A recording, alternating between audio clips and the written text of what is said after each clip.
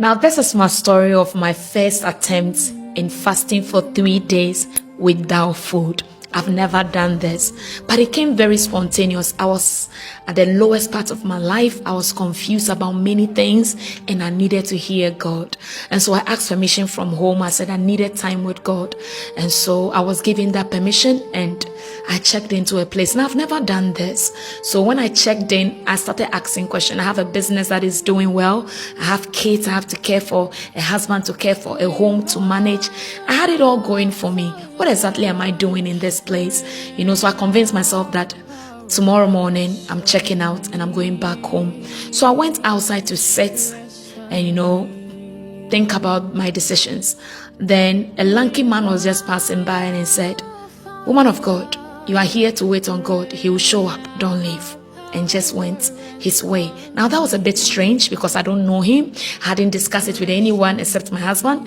And so I don't know why he would say that to me. And secondly, I wasn't even a woman of God. I know I hadn't been called into ministry or anything of that sort. So I don't know why he would call me a woman of God. So I decided that, okay, I'm going to stay for the 3 days. Whatever will happen, will happen. And so I went in. And I was alone there. The first night was a bit miserable. I struggled to pray. The second one I picked up. At the end of the third day, I had really enjoyed myself, but I was just weak and I couldn't stand on my feet.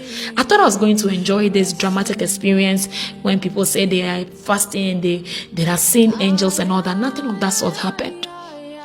As I was packing my stuff to get out of the hotel, I saw on my phone that I had received a WhatsApp message from a lady I know we barely speak. She's a daughter of our pastors, and she just sent me a message and she said, "I just had a very strange dream about you this morning, and I saw you in a long queue. You were at the back of the queue, but all of a sudden you started shouting, 'Overcoming, overcoming.' And that's how come you bypass everyone and you were at the front of everyone." And I said, "Really?" She said, "Yes."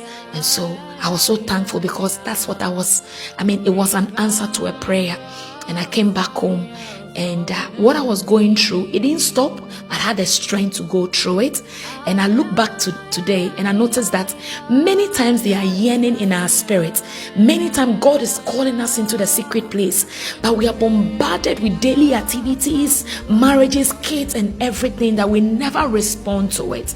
I thank God I took that step because it became a standing ground for where I am today.